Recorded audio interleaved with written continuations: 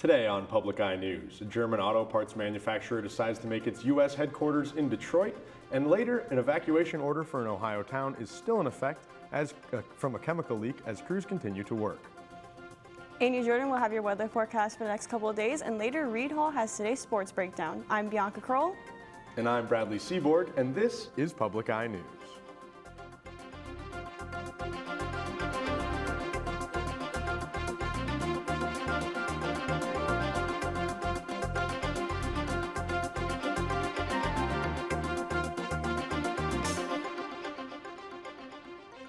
Governor Gretchen Whitmer has announced that 242 quality new jobs will be coming to the Detroit and Grayling Township area after new investment from the auto and defense industries. German auto parts manufacturer Lepli Automotive is establishing its new U.S. headquarters in Detroit, and Saab is establishing an integration and assembly facility supporting the U.S. defense sector. Governor Whitmer says the investment will add to Michigan's storied reputation as leaders of the automotive industry. The Lepli plant will create 173 new jobs, along with up to $93.4 million in capital investment in Detroit. The investment marks another success for the Make It in Michigan campaign that seeks to revitalize the state's industry. And Michigan Attorney General Dana Nessel has announced a $500,000 grant from the U.S. Department of Justice's Office on Violence Against Women to help support Operation Survivor Justice.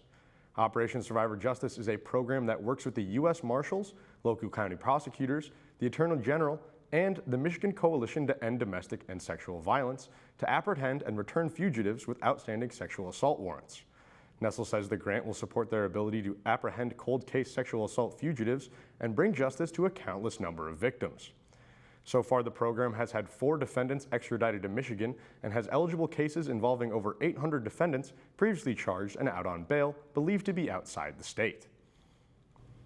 The U.S. Education Department has confirmed a Michigan school counselor referred to a Muslim student as a terrorist. A Tappan Middle School student went to counselor's office to discuss their difficulty working in class. The student, who is Muslim and Palestinian American, had gone to the office where the boy walked over to get a drink and was denied. The counselor had said, "I'm not negotiating with a terrorist." The student was offended by the comment, and the counselor apologized for the comment immediately. The Education Department has been investigating the incidents at the schools and is labeling the schools as a possible hostile environment for the students. This is not the first time that a student part of the district has been discriminated against. The Office for Civil Rights has received reports before and is further investigating the Ann Arbor school districts. And Northern Michigan University has partnered with Shift Labs Network, an innovative spearheaded by Virginia Commonwealth University, or VCW, D. Vinci Center for Innovation. The CSU intends to provide NMU students and faculty with access to state-of-the-art facilities and resources for the VCU Shift Retail Lab. This is increasing the opportunities to bring in more collaborative partners to NMU and opportunities that may not be available to NMU students and faculty. Garrett Westlake, Associate Vice Provost, said he was excited to work alongside NMU and is confident that this partnership will complement and catalyze innovation for the NMU community. He said it also provides entrepreneurship within the NMU community. And a pizza parlor in Niles, Michigan is cleaning up the damage today after a car drove into the building following a chase by police. Reporter Nick Odoff has more information. Take a look. Many neighbors tell me they woke up this morning to sirens, like a scene out of a movie. In the 300 block of Lincoln Ave in Niles, a suspect led Berrien County Police on a chase. Police initiated a traffic stop on US 12 near Weaver over suspicion that a vehicle was stolen. The chase ended with a driver losing control of his vehicle, crashing into Sailor's Pizza. One neighbor said he woke up to loud sirens and a burning building. Obviously, it was 5 o'clock in the morning, I was sleeping. And I actually thought it was so loud, I thought it hit the neighbor's house. But by the time I got out here, I mean, that car was like in there, like you couldn't even see the car anymore. It was so far in there. But, and then the flames started right away, so I was glad they got the person out. I mean, obviously. But I didn't realize it was a high-speed chase, so, you know. The driver was not injured in the crash and was taken into custody. That driver facing preliminary charges of fleeing and eluding and possession of a stolen vehicle. The suspect's name currently not available until their arraignment. One man who lives nearby says he can't imagine what the owners are going through. So drive through, pick up my pizza, say hi to the guys. The boys that work here, the sons, are super nice, and they always recognize me. So But it's a shame that a good family like this has lost their business. Tavern Bar, located directly behind Sailors, didn't want to speak on camera but said a car hit Sailors building back in June. Herman says drivers go too fast through this intersection, leaving the building vulnerable. Oh, this corner's been bad for years. I mean, it doesn't happen often, but just earlier this year, they got tagged on the corner. They got hit. It was minor damage, but over the years, I've been here since the 70s, so I mean, we've had all kinds of accidents. Not too many fatalities, but just people flipping their cars or running into something. Don't touch that dial. We'll be right back with your weather and national news after this short break. It's absolute chaos. It's a war zone. This situation has been brought about by the fire, by the flood. It's going to transform the whole place. Oh, that is crazy. Have you got visual of him? These intruders are walking straight into trouble. Another pride will kill those cubs. It looks like there's only 5 cubs. Welcome back. My name is Andy Jordan, and I'll be taking you through our public eye weather report. Taking a look at our roof cam here, it's mostly blue skies, a couple clouds here and there, green grass on the ground, beautiful day out. Looking at our map, in Houghton, it is 67 and sunny. In Ironwood, 69 and sunny. In Menominee, Escanaba, and Iron Mountain, 71 and mostly cloudy.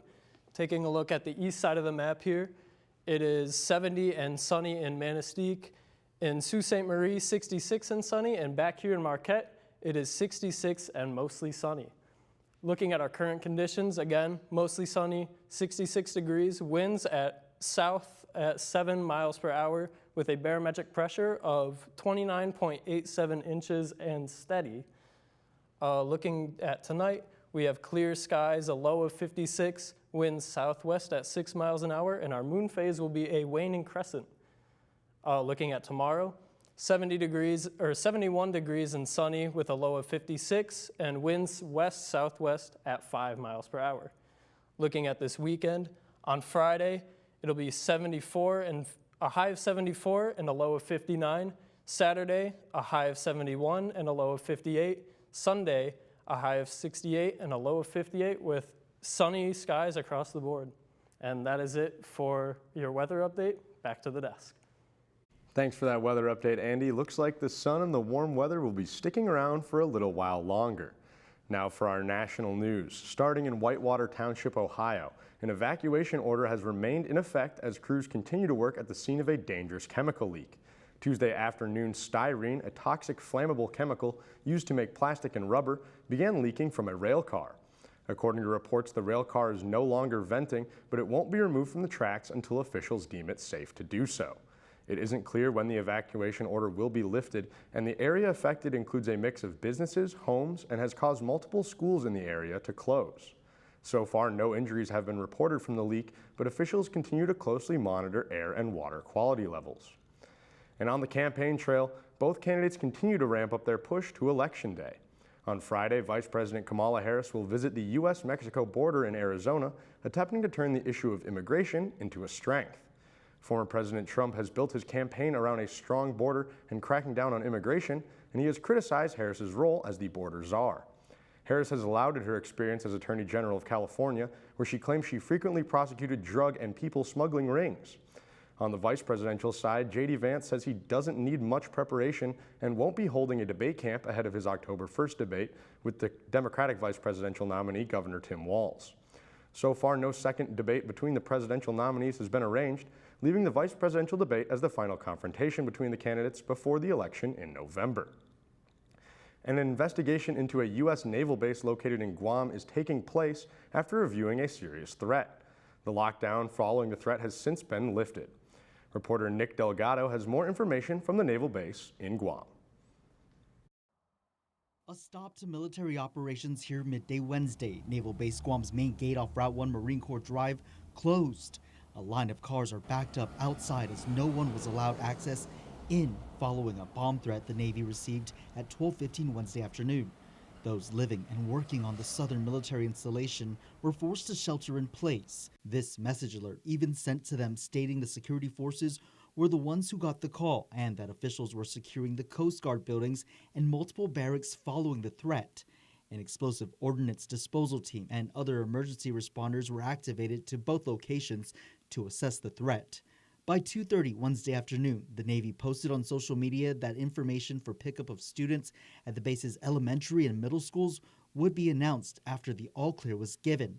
About half an hour later, the Navy announced the all-clear, lifting the shelter in place and reopening the main gate and back gate of the base. Still, Naval Base employees and residents were asked to remain clear of the building and nearby areas as authorities continue to investigate. And we'll be right back after this short break. Stay tuned. Was Einstein wrong? They said the world simply can't operate that way. Quantum mechanics. We're left with conclusions about the universe that make no sense. Key to our most advanced technology, yet shattering the laws of space and time. Even if they're very far apart, in a way they're always coordinated. Have scientists finally found the answer? Everything is possible. To Einstein's quantum riddle on Nova. Tonight at 9 on WNMU TV. Welcome back. I'm Reed Hall, here to take you through our sports breakdown. The NMU women's golf team wrapped up their second tournament of the season, finishing 6th at the Warrior Invitational. Headlining the tournament was true freshman Maddie Martins, who recorded her first ever top 10 finish, placing 7th individually. Martin shot a 74 on round 2, good for 2 over par, and finished her two-day total at 155. Other notable performances included Abby Pietola, who finished her two-day score at 164, good for 25th, and Maggie Pietola, who shot a 166 to finish 31st. The Wildcats will have a week off before heading down to Illinois for the Flyer Intercollegiate.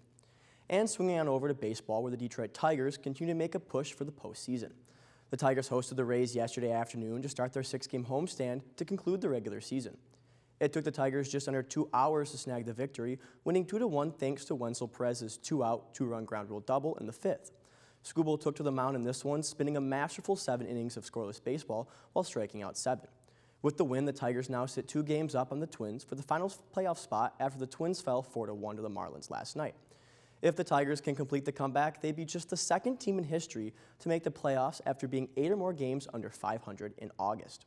And keeping things in the MLB, where the Chicago White Sox make a push for their own kind of history. With just 5 games left to play, the White Sox are just 1 loss shy from breaking the MLB record for most losses in a single season. The Sox are currently tied with the 1962 New York Mets for most losses at 120 games. Chicago was able to delay what seemed like the inevitable last night, trailing 1-0 after the 7th inning, before beating the Los Angeles Angels 3-2. The White Sox are now just 1 for 94 when trailing after the 7th this season. The White Sox will wrap up this series at home against the Angels before heading to Detroit for a 3-game set to wrap up their dreadful season. That's all the sports I have today. Back to the news desk. Thank you, Reed Hall, for that sports update. Well, it's looking a little colder for the baseball, but hopefully then it looks a little better. Yeah, hopefully it's all right for the end of the year, but I hear you've got one more story for us. I do. It's very interesting, I will say so myself. The NMU is hosting a grand opening garden party for the new campus industry. This is part of the celebration of the 125th anniversary of NMU. On October 1st at 3 p.m., participants are invited to tour the garden and learn about the native plant species. There's also an opportunity to get your hands dirty with helping plant fall trees and bushes. The campus nursery grows native, native-are, and cultivative native species to use for future landscaping projects. Wow, that certainly is interesting. Like, nursery on campus is certainly an asset for the school. I think it's going to be fun. I might want to get my hands dirty in that. That'd be kind of fun to do. Yeah, we've got a lot of different programs here at campus. But anyway, that's all the time we have for you today on Public Eye News. I'm Bradley Seaborg. And I'm Bianca Kroll. And we will see you tomorrow.